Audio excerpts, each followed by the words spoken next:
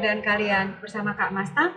Renungannya hari ini berjudul Solidaritas di Sikar.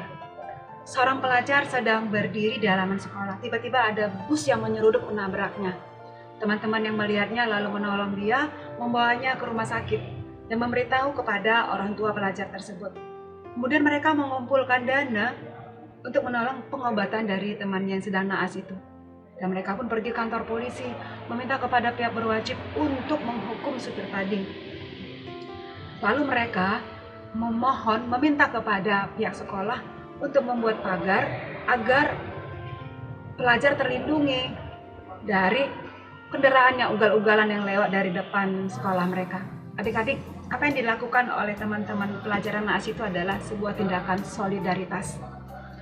Solidaritas adalah kesatuan yang timbul dari kepentingan atau perasaan yang sama. Asal katanya solid, ya artinya utuh, sepakat, tidak terpecah. Solidaritas mempunyai arti yang positif, sebab keutuhan yang timbul digunakan untuk hal yang berguna, adik-adik, hal yang membangun. Nah, solidaritas ini sangat berbeda dengan fanatik. Fanatik adalah kesatuan yang muncul digunakan untuk hal yang buruk dan cenderung merusak adik-adik. Misalnya para pelajar tadi memukuli supir bus tadi. Sebenarnya hukuman untuk orang yang berbuat salah adalah dipenjara, bukan dipukuli. Lalu fanatik ini juga bisa memunculkan sebuah perbuatan yang nyaris tidak waras, adik-adik.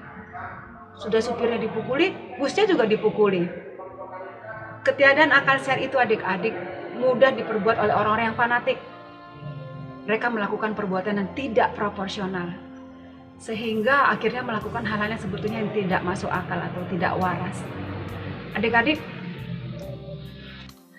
selama 3 tahun, Tuhan Yesus mendidik para muridnya siang dan malam. Yesus tidak pernah menaburkan benih fanatik.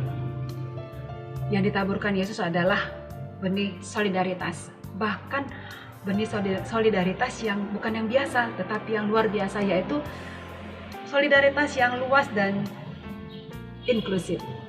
Yesus mengajarkan kepada muridnya bahwasanya solidar bukan hanya kepada sesama para murid, bukan kepada sesama orang Yahudi, tetapi juga solidar kepada semua kalangan yang lebih luas. Salah satu pelajaran yang diberikan Tuhan Yesus kepada para muridnya adalah pertama sekali pelajaran solidar itu ketika Yesus membawa mereka ke sebuah kota kecil. Kota kecil Sikar itu di daerah Samaria. Itu ada tertulis di Yohanes 4 ayat 1 sampai 42. Di zamannya itu orang Samaria dibenci dan dijauhi oleh orang Yahudi. Karena apa? Agama dan etnik mereka berbeda dengan orang Yahudi. Jumlah mereka sangat sedikit, adik-adik. Sebagai orang Yahudi sebenarnya Yesus itu tidak boleh bergaul dengan orang Samaria, apalagi dengan perempuan Samaria.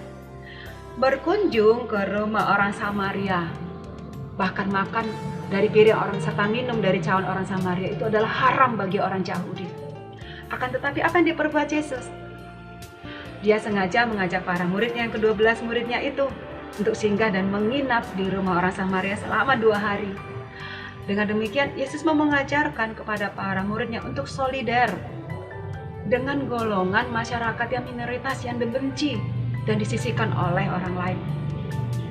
Bayangkan adik-adik bagaimana perasaan murid-murid Tuhan Yesus.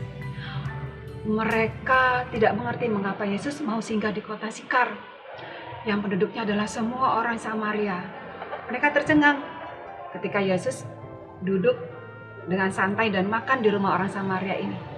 Seumur-umur mereka belum pernah melihat orang Yahudi masuk dan makan, menginap malah di rumah orang Samaria. Para murid Tuhan Yesus semakin canggung ketika minuman dan makanan disajikan. Dengan was-was dan berburuk sangka mereka memandangi makanan yang ada di depan mereka, sambil mereka melirik kepada Yesus. Tidak salahkah ini? Bukankah semua ini haram? Yesus memang betul-betul melawan arus, adik-adik. Ketika semua orang Yahudi membenci orang-orang Samaria, malah Yesus mengajak murid-murid Tuhan Yesus untuk solidar dengan orang Samaria. Bagi Yesus, solidar tidaklah sebatas hanya kepada orang sebangsa, semarga, seagama, satu kedudukan ekonomi dan sosialnya, tetapi justru dengan orang-orang yang selama ini diperlakukan sebagai musuh agama dan bangsa. kita. Adik-adik, solider untuk semua orang, bukan hanya kelompok, bukan kepada orang yang lebih banyak, tetapi kepada semua orang. Demikian renungan Kak Masta, kita berdoa.